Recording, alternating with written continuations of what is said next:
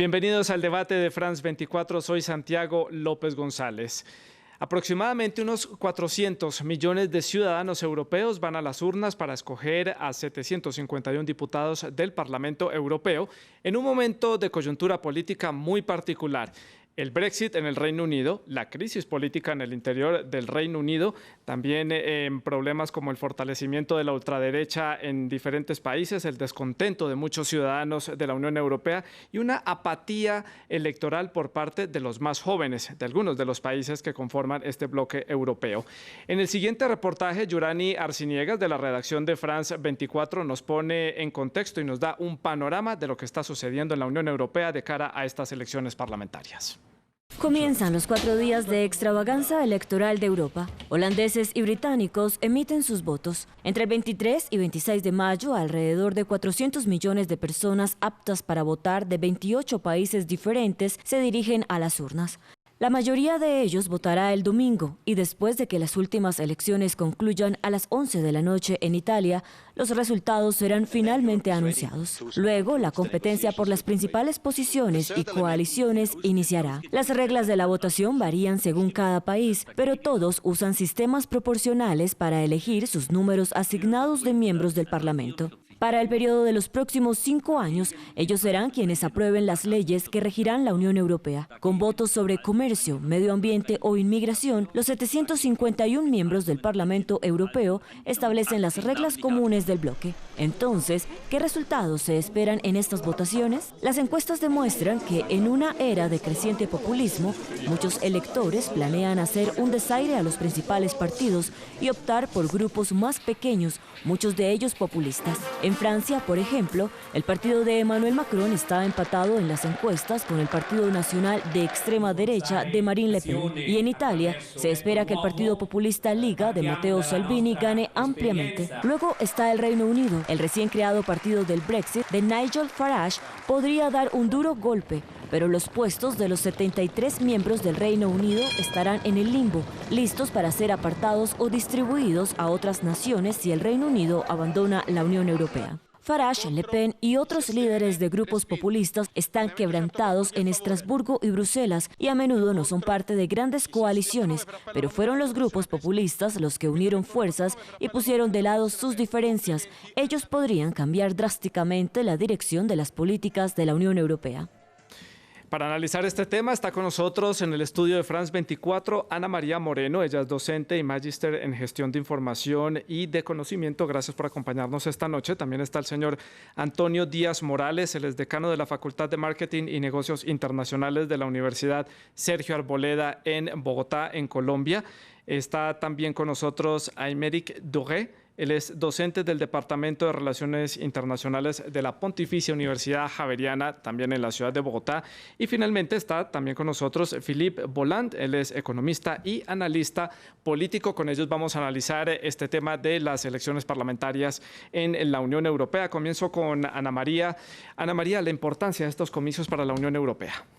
Bueno, en las elecciones europeas es el espacio donde Europa se encuentra para generar los lineamientos y políticas de este gran espacio, de esta gran economía, como tú decías, 400 millones de personas, y que definen a largo plazo cómo se ve esta zona al futuro. O sea, no solo el tema agrícola, sino también el tema medioambiental, que empieza a tener bastante importancia en estas elecciones. El problema es que tenemos pocos jóvenes que votan en estas elecciones y es donde deberían estar más presentes, porque aquí es donde se definen y se controlan a los estados. Antonio, más puntos para destacar de estos comicios. Tener en cuenta que de los 29 países, porque seguimos todavía con Inglaterra hasta que finalice el tema del Brexit, lo más importante es que hay 19 de ellos que tienen una moneda única y, por tanto, parte de las decisiones que cualquier gobierno tendría a través de su Banco Central las están cediendo en este caso a un banco europeo, en parte de ellas, y eso hace que para algunos países sea más sensible que para otros. En España podemos estar hablando de que alrededor del 60% de las leyes vienen de Europa. Por tanto, hay mucho que se juega en ese comicio. Aymeric, por este lado, su opinión sobre la importancia de estos comicios. Sí, son elecciones importantes porque el Parlamento Europeo hoy en día tiene un poder importante. Es el Parlamento Europeo que va a votar para la adopción del futuro presupuesto de la Unión Europea. Ellos van también a votar para el nuevo presidente de la Comisión Europea y son los diputados que adoptan los reglamentos, las directivas que adoptan en un procedimiento legislativo de codecisión con el Consejo Europeo. Y Philippe, por este lado. Es importante, retomando un poquito las palabras de Macron, cuando estuve en la Sorbona hablando justamente de la importancia de Europa. Es nuestra historia, nuestra identidad, nuestro futuro, a dónde vamos. Es importante, justamente son dos visiones de o el trabajo en conjunto entre naciones o justamente un nacionalismo, populismo que estamos viendo hasta, ¿cómo se llama?, Estamos hablando de una democracia étnica que estamos mirando en este momento de ciertos partidos, que sean en España, en Francia en particular. Entonces es importante, a pesar que justamente el Parlamento Europeo solamente vota las leyes, no las propone. Eso va a cambiar justamente muchos partidos y muchas propuestas están por cambiar su rol para que el ciudadano se compromete más, porque a pesar de todo, como decía Ana, los jóvenes no están votando. Mucha gente no está yendo a votar. Cada año está bajando, cada 5 años está bajando el número de votantes para esas elecciones que son muy importantes.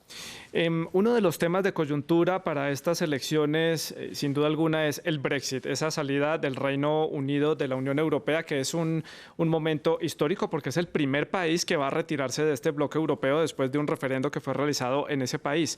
¿Cómo entender entonces esa coyuntura a la luz de estas elecciones que estamos viviendo? ¿Qué tanto va a influir esa decisión del Reino Unido si llega a concretarse esa salida, ese Brexit, y se va el Reino Unido de la Unión Europea? Comienzo por Antonio. Bueno, estamos hablando de 73 escaños, de los cuales se van a reducir un total de 46, es decir, pasará de 751 a 705, y lo que va a haber es 27 que se van a repartir y por tanto habrá pesos diferentes, quitando a Alemania, que va a seguir manteniendo el mismo peso. Pues Francia va a mejorar, España va a mejorar, hay una serie de países que van a mejorar, incluyendo Irlanda, por ejemplo, que va a mejorar también, y eso pues obviamente pues le da un carácter de, digámoslo así, rareza a estas elecciones, porque va a haber 73 personas que van a estar votando cosas que probablemente no van a luego ejecutar. Pero justamente no sabemos si va a mejorar, es virtual por instante. Es decir, que mientras que Inglaterra no sale, es decir, que no haya Brexit, se quedan. Entonces, por instante, es decir, que hay gente que va a estar elegidos, en Francia son 79 creo, entonces son 5 que son virtuales, van a estar por si las moscas, pero por instante si los ingleses sí están en votación hoy justamente en la temática.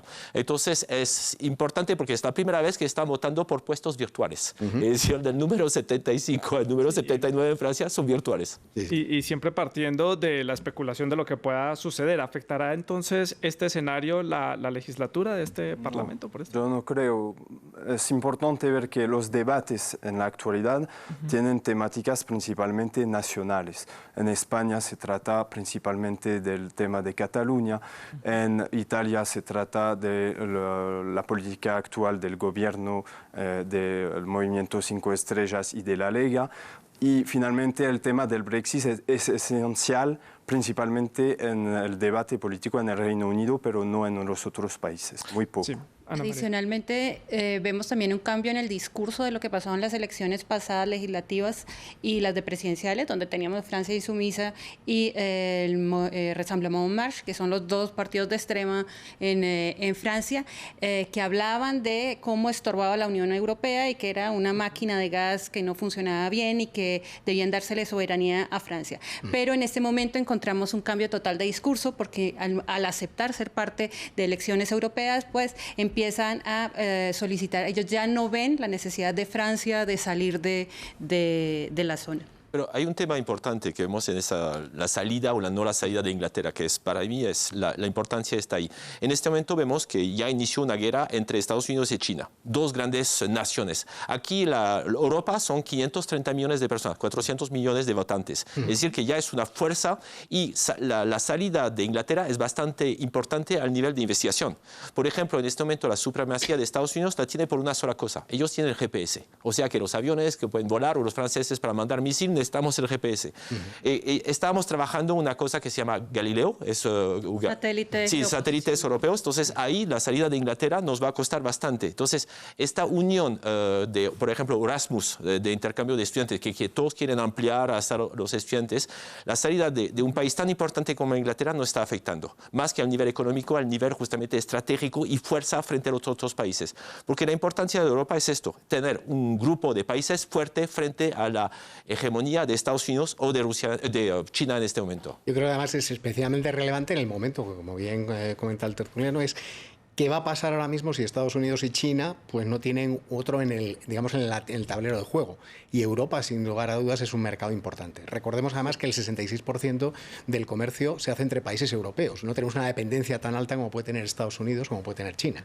Entonces yo creo que es muy relevante que para el equilibrio y para, digamos, calmar y atemperar la situación de esa guerra comercial, el papel de Europa es relevante, yo creo bastante relevante. Además que no hay lineamientos definidos de cómo va a ser la relación del Reino Unido con la Unión Europea y puede que entonces Estados Unidos empiece, digámosle, a coquetearle a Londres para traerlo un poco hacia su lado, digámoslo, en el ámbito comercial. ¿Lo ven ustedes de pronto por ese lado? ¿Puede ser? La cosa es que el Reino Unido, incluso cuando estaban dentro de la Unión Europea, siempre han tenido una relación particular con los Estados Unidos, ligada a la historia particular de la Segunda Guerra Mundial. Siempre han privilegiado, por ejemplo, la OTAN sobre la posibilidad de la construcción de una política exterior y de defensa europea autónoma.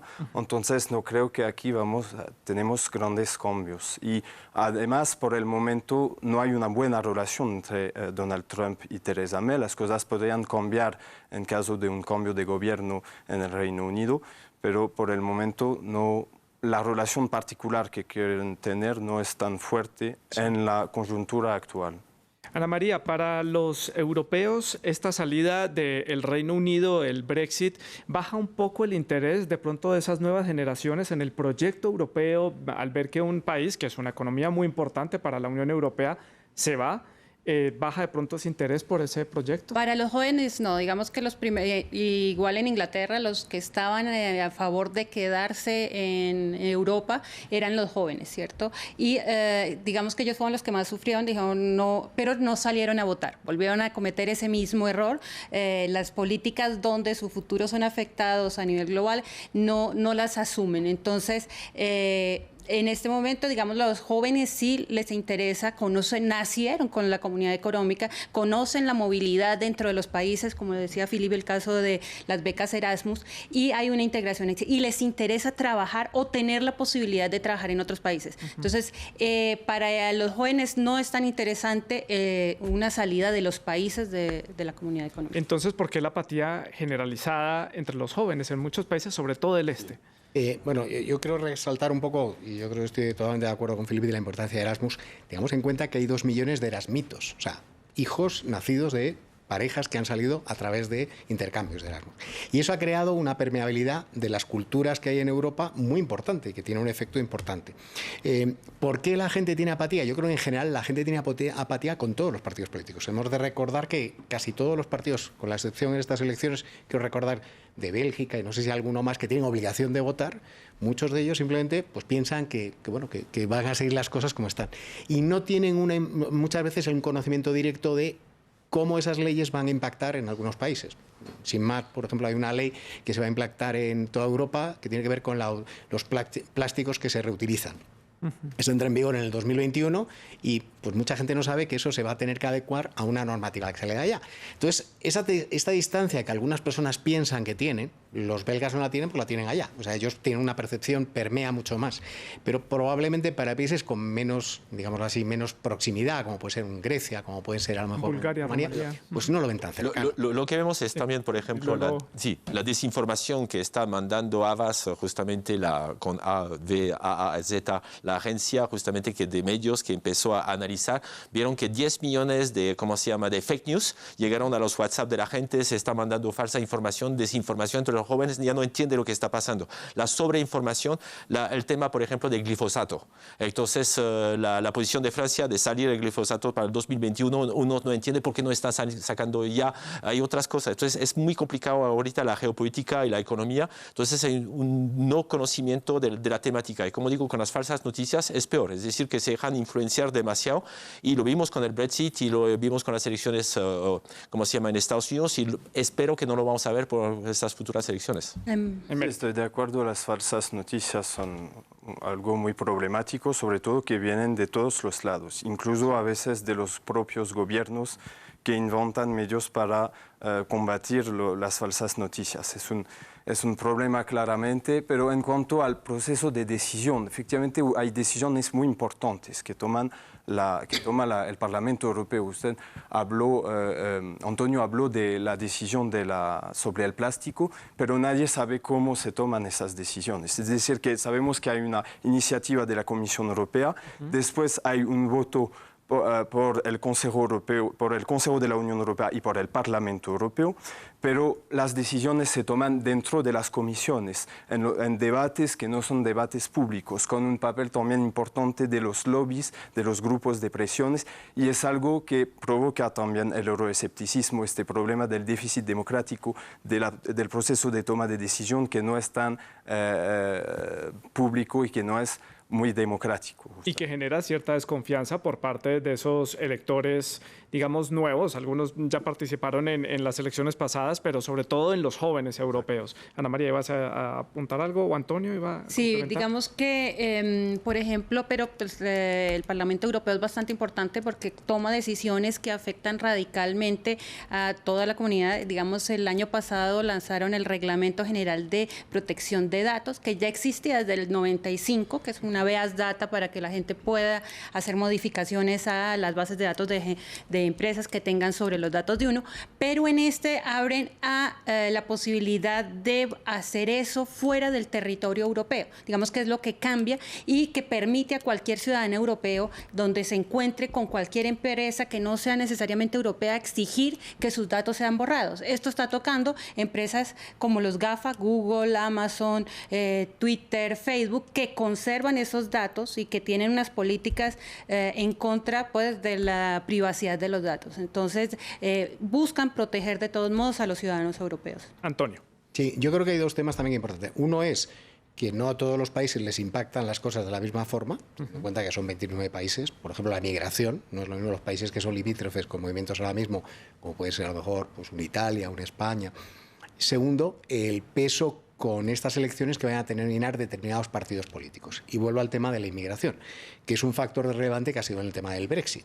Entonces, ¿qué pasa? Que dentro de casi todos los países hay una sensibilidad diferente sobre el tema de inmigración. Y depende de qué partidos sean los que acaben teniendo mayor peso, pues eso puede hacer que haya mayor cierre de fronteras o más permisibilidad de lo que es el movimiento laboral. Tengamos en cuenta que Europa seguimos siendo un continente viejo.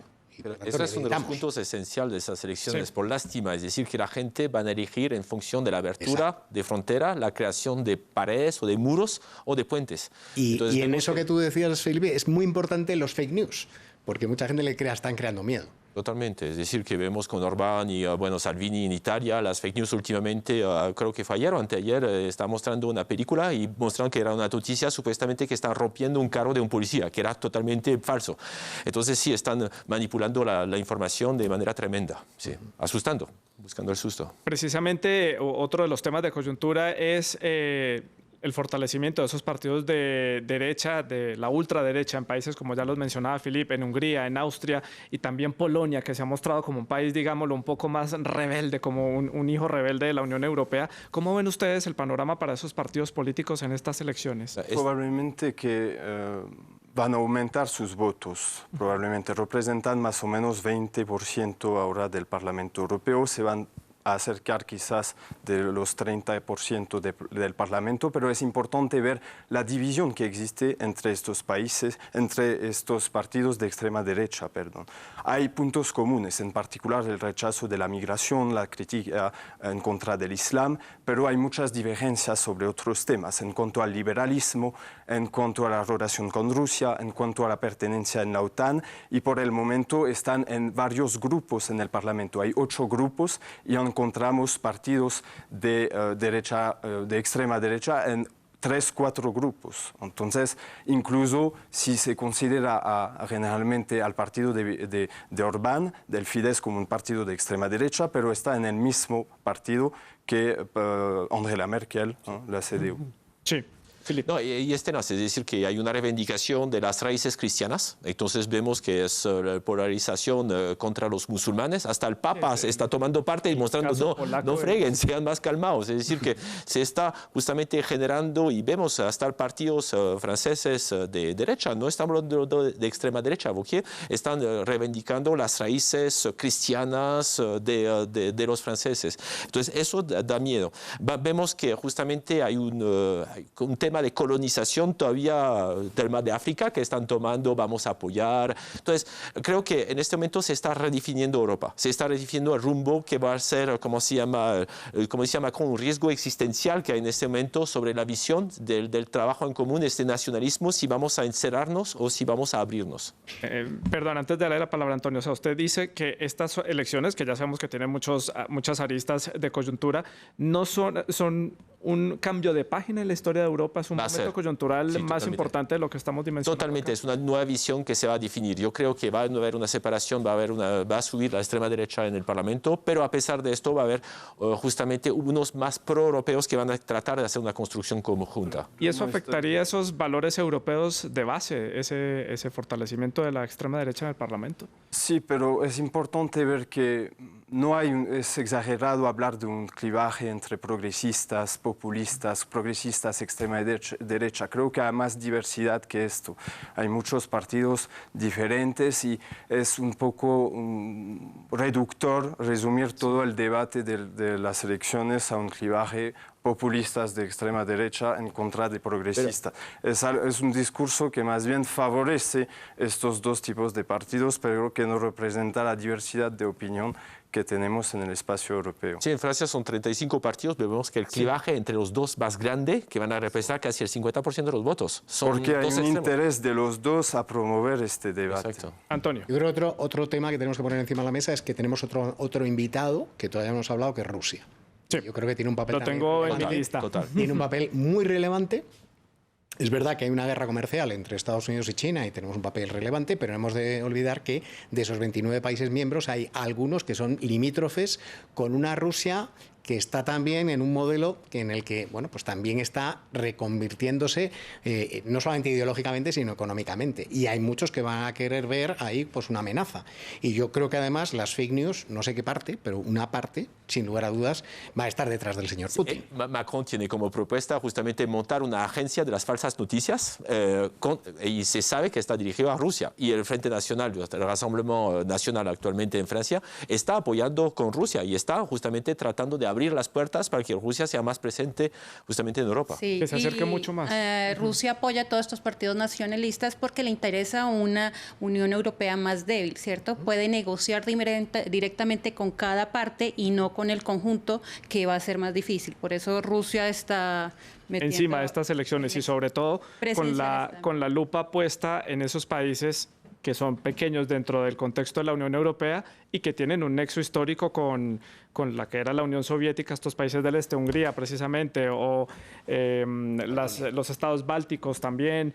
Pero en Francia han estado bastante metidos con Marine Le Pen, apoyándola directamente, y es el segundo partido. Claro, pero su paso inicial es llegar al este otra vez y volver a estar haciendo presencia y teniendo otra vez una cercanía, digámoslo, política y comercial con esos países. Bulgaria es abierto, Bulgaria quiere abrir las puertas a Rusia más fuerte. Sí. Pero hay también muchos países, muchos partidos, incluso partidos de extrema derecha que son antirrusos. Sí. Incluso en particular en Polonia hay una rusofobia y en países bálticos, otros países, hay un rechazo de Rusia muy fuerte. Entonces yo creo que es más complejo que esto y cabe ver que las injerencias exteriores no se resumen al caso de Rusia. Hay también un tema que es importante, son las inversiones de China en países del este o en Portugal, en Italia, en otros países. En Francia también la importancia que tienen los Estados Unidos, el chantaje, si vemos sobre el caso de Irán, la importancia de la OTAN. Entonces yo creo que Rusia no tiene el monopolio de las injerencias. Pero ¿cómo está la frontera? Y como decías, con los países bálticos vemos que justamente hay una influencia fuerte, que ellos quieren separarse y vemos la injerencia que tiene. Hasta logra con el tema de Internet y de la blockchain, por eso además, la están desarrollando. Además con el antecedente que se mueven militarmente si lo necesitan, y Ucrania es el ejemplo más grande, y Georgia también. Sí, entonces, pero hay también los movimientos de la OTAN, no cabe olvidar esto. Que ha puesto bases la percepción es muy este. diferente de los dos lados, y creo que es importante entender la percepción y quizás el error que pudo haber de ampliar la OTAN de esta manera después de la Guerra Fría, en vez de integrar a Rusia dentro de un nuevo esquema de seguridad en el continente europeo. Eso hubiera sido posible hacerlo al principio de los años 90, pero Europa siguió siendo alineado sobre los Estados Unidos con esta política de ampliación de la OTAN.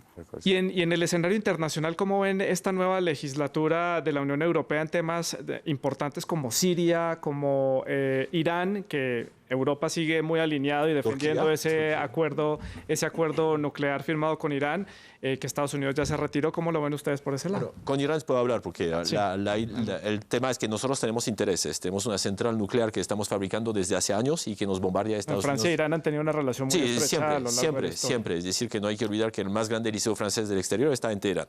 Y entonces hay una relación muy fuerte y justamente, bueno, Khomeini está en Francia. Entonces vemos que eso nos molesta. Es decir, que en Francia la relación con Irán es una relación muy estrecha desde hace tiempo. Está el tema de Turquía. El tema de Siria ya es un tema más complejo porque vemos que ya hay un retiro, pero ahí también hay utilización para las armas francesas y de otros países. Y es un tema geopolítico que es todavía complejo de poder salir, pero vemos que la influencia de China y de Rusia lograron justamente tomar un poder muy importante que Estados Unidos ya bajó, y con el tema de la consolidación de la OTAN. Es por eso que aquí un tema que es importante de esas elecciones, justamente que molesta que sea Rusia u otros países, es la creación de una armada común. Exacto. Entonces lo vemos que ya hay una premisa justamente con Frontex, es decir, las guardias fronterizos intraeuropeos. Se puede decir que es chiquito, pero está creciendo. Entonces está creando como una policía europea y se está creando poco a poco una armada europea. Entonces esto también está molestando a varias naciones.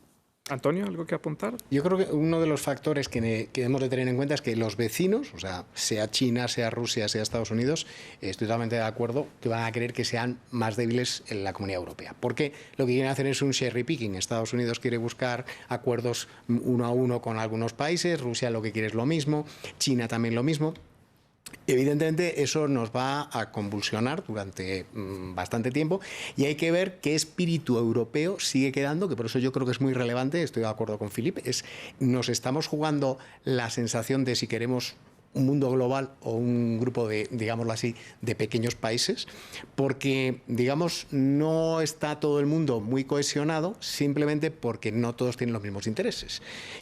Y eso, pues bueno, es un papel importante. También está el tema de Turquía. Turquía, digamos, dentro de la comunidad económica ya no hay una opción para que venga a unirse a los Estados miembros. Quedó completamente bloqueado. Ya desde hace rato. Sin embargo, Europa necesita a Turquía para retener a todos los inmigrantes de estos países, ¿cierto? Y se volvió, o sea, hubo un apoyo para que ellos retengan en los campos de inmigrantes allá a esta población y no la dejen pasar a Europa. O sea, hay una relación doble. ¿Y a cambio de qué recibe Turquía por...? Recibieron pues apoyo monetario. Subvenciones. Sí, algo que olvidamos decir es justamente que el Parlamento Europeo no tiene injerencia en el tema de seguridad ni de diplomacia. Que aquí justamente, retomando un poquito más de poder, lo que quieren ciertos partidos en este momento es darle justamente un poder a nivel de defensas y a nivel de diplomacia. Me quedan 5 minutos de programa. Quiero que vayamos haciendo conclusiones porque son 4 invitados y cada uno tendrá mucho para decir.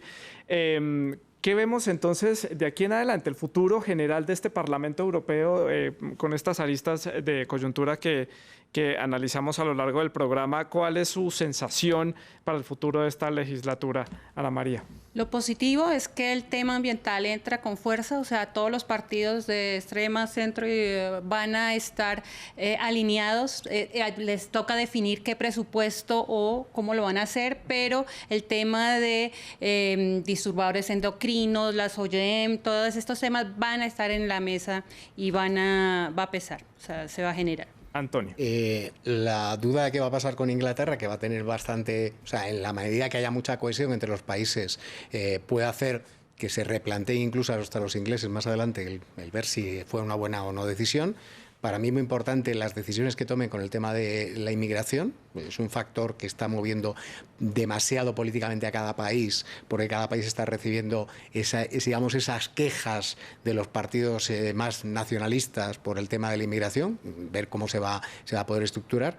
Y también una expectativa de cómo se van a repartir los presupuestos una vez que Inglaterra no esté, desde el punto de vista de cuánto tiene que poner cada uno. ¿Por este lado? Sí, hay un tema que es importante, una cosa que vamos a ver es la participación. Desde las primeras elecciones en 1979, hubo una caída de la participación constante. Hubo 60% de participación en 1979. Para las últimas elecciones hubo 42% de participación y probablemente que vamos a bajar de nuevo. Entonces hay que cuestionar un poco el funcionamiento de estas instituciones europeas, cuestionar el funcionamiento democrático del Parlamento Europeo, en el cual no hay, como en los parlamentos nacionales, una vida política alrededor de una mayoría y de una oposición, sino proyectos, sino coaliciones de proyectos, coaliciones de ideas, pero con muy poca visibilidad para los ciudadanos.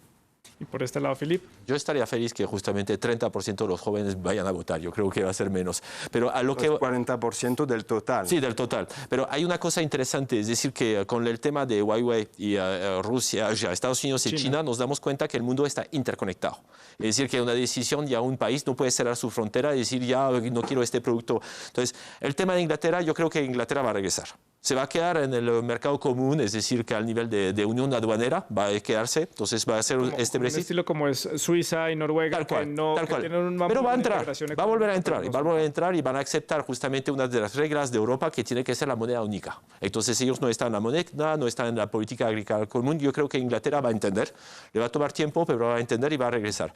Entonces nos damos cuenta que justamente el mundo está interconectado, entonces de cerrar las fronteras, de empezar este nacionalismo, populismo, empezar este tema de, ¿cómo se llama?, de democracia étnica que vemos en ciertos países, India, por ejemplo, tal cual, es tenaz. Es decir, que yo creo que el mundo está entendiendo poco a poco. Y los jóvenes hay que esperar un poquito para que vuelvan a unirse. Pero los jóvenes, la ventaja es que envejecen, entonces dentro de poco van a votar. Antonio, ¿quería complementar algo? Sí, que hemos de recordar que esos jóvenes que pueden parecer que están lejanos se han beneficiado de una de las cosas que más quieren, que es la movilidad y el Erasmus.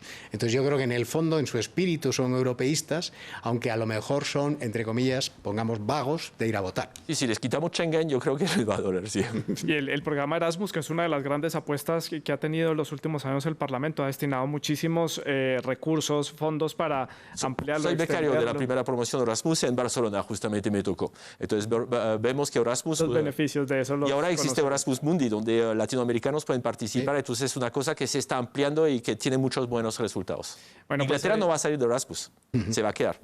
Pues ahí tienen ustedes las opiniones de nuestros invitados en el debate de hoy en France 24, estas elecciones que se van a extender desde el jueves hasta el domingo. Votan países en diferentes días, la mayoría de ellos lo hacen a partir del domingo. Les recuerdo que ustedes también pueden participar en este debate a través de las redes sociales de France 24, pueden dejar todos sus comentarios y sus preguntas.